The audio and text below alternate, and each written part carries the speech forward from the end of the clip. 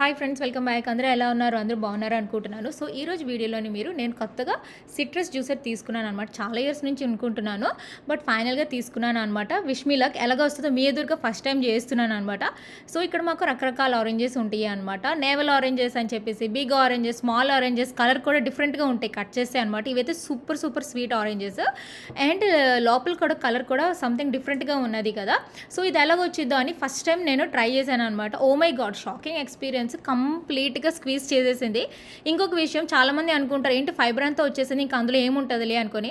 For example 10 oranges తీసుకున్నారు అనుకోండి, 5 oranges తిని మిగతా ఆరెంజెస్ తోటి మీరు ఎలా జ్యూస్ చేసుకోవచ్చు కదా. అప్పుడు మీకు ఇంకొక విషయం ఏంటంటే ఇందులో టూ టైప్స్ ఆఫ్ స్ట్రెయిన్స్ ఇచ్చాడు అనమాట.